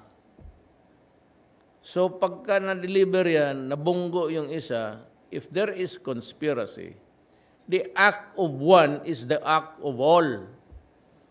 So ang kasalanan ng nag-import niyan o nagtapon niyan doon sa high seas is as equally guilty as itong mga basurero. There is walang ano yan, ang bataw. Iwang revised pinago, nagsabi, except those who are poor. So, pag sinabi ko, ang order ko, destroy the apparatus of Shabu in the Philippines. Kaya may patayan talaga. Ayaw nilang maniwala, lumalaban talaga yan. Lumalaban talaga yan. I've been mayor, I said, for 23 years, I've seen gun battle. Ito pa nandyan ako, cover-cover ka lang. Ganon yan. Ayan ang problema dyan sa... Walang middle ground, no such thing. If it's an organized crime, according to our legal laws, pareho kayo lahat na may kasalanan. At bakit sabihin, bakit si Duterte, pobre lang ang pinapatay? You must be, talagang kulang ka sa, you have failed to grasp the dimension of it all.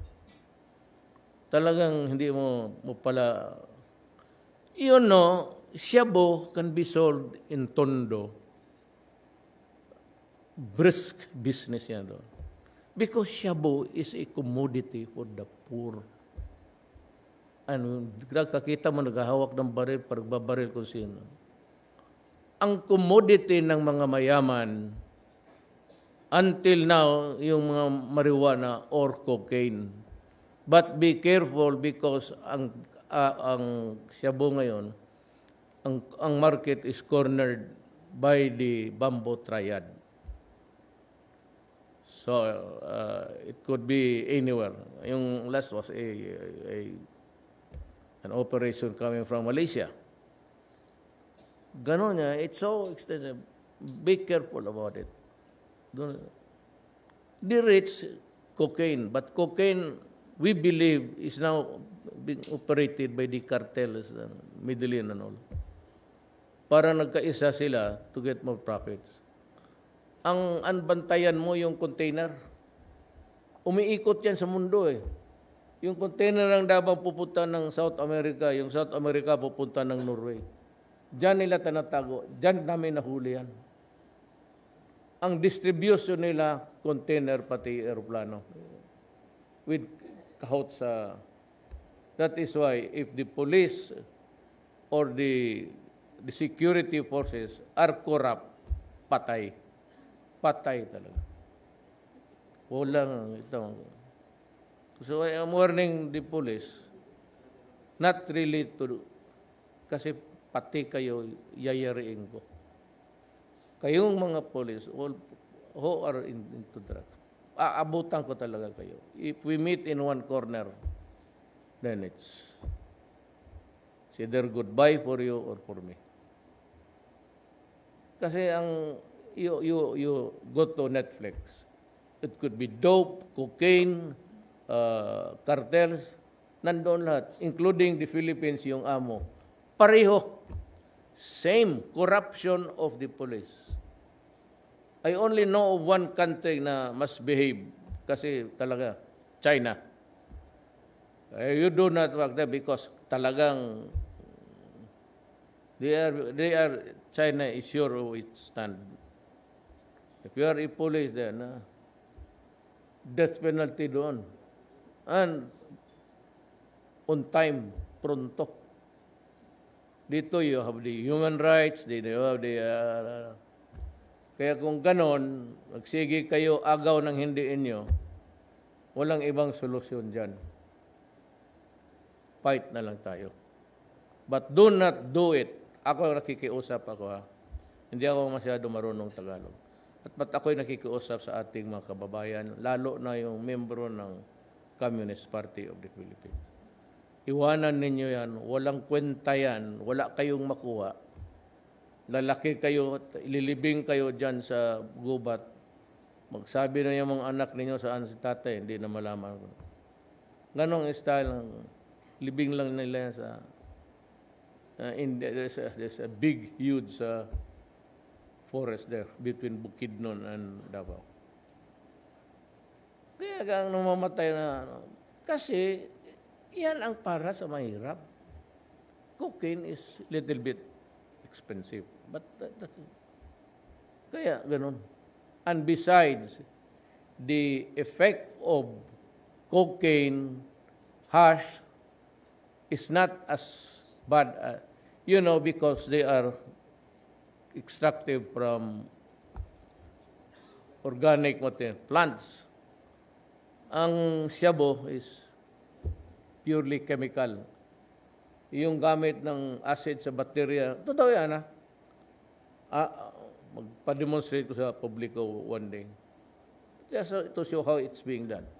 At yung formalin yung para sa patay. Hit ka kay utak mo. So pag naganon ang Pilipino, magganon rin ako. Pabilisan na lang tayo kung sino mas RPM, revolutions per minute. Pero yung siya wala na. Totally. Ako. I will communist give me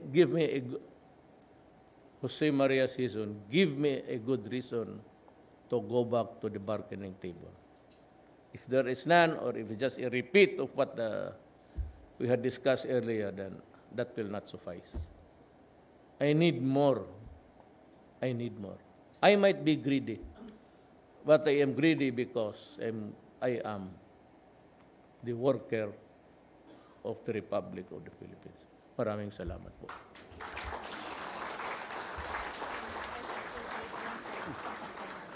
Dire? Dire me? Yes, sir. Anong kasi ito nga, sir.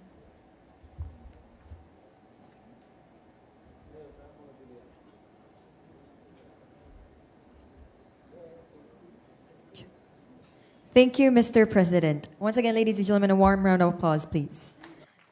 May we request the President for a photo opportunity with the birthday celebrator, guests, and family members in 4 batches. For the first batch, may we request the birthday celebrator, former Foreign Affairs Secretary Alan Peter Cayetano, to please be on stage.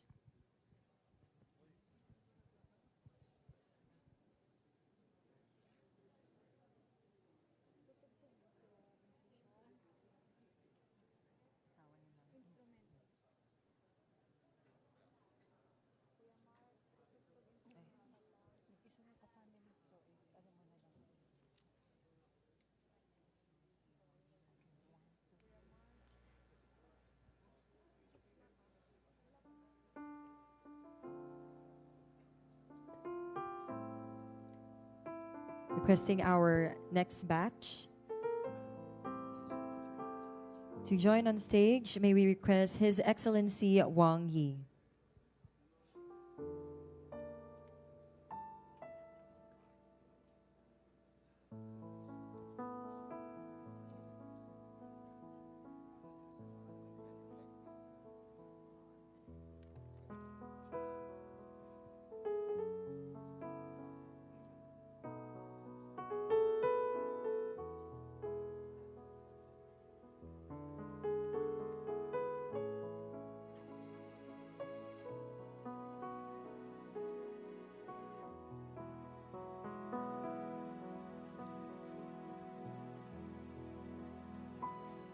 Thank you so much. Please stay on stage, and may we request the celebrator's family to please be on stage.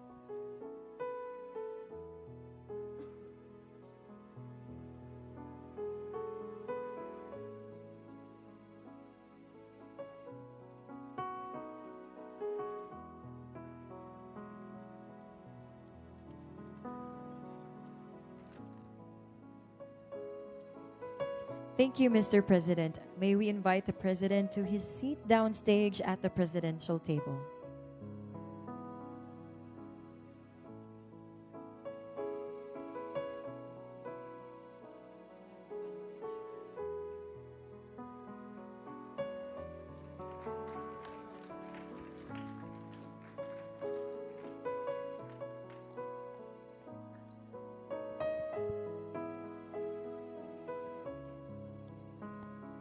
Once again, thank you, Mr. President. May we invite the President to his seat downstage at the presidential table. And now, we will witness the blowing of candles.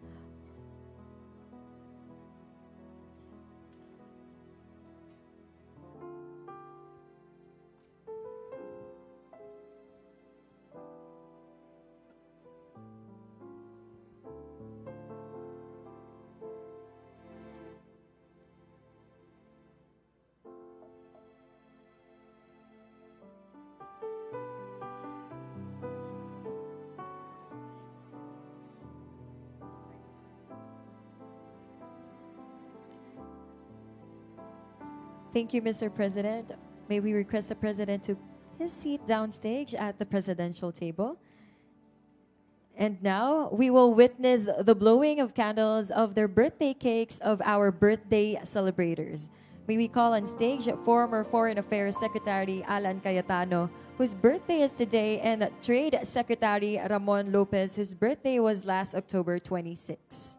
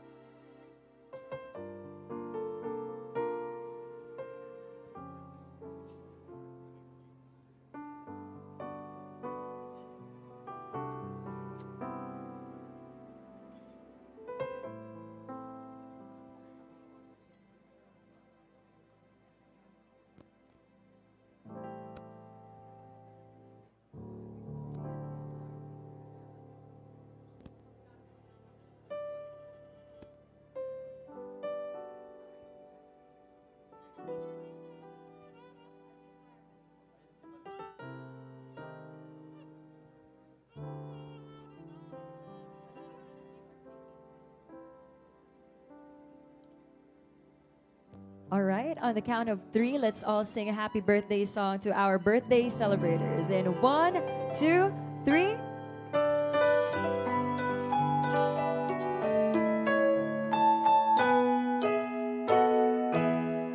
Happy birthday to you. Happy birthday to you. Happy birthday. Ooh. Happy birthday to you. Happy birthday to you. Happy birthday to you. Happy birthday. Ooh. Happy birthday to you.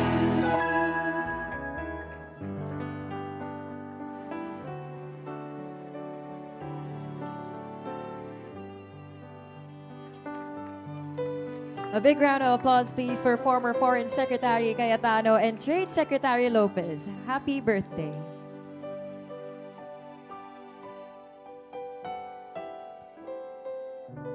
May we request everyone to please be seated.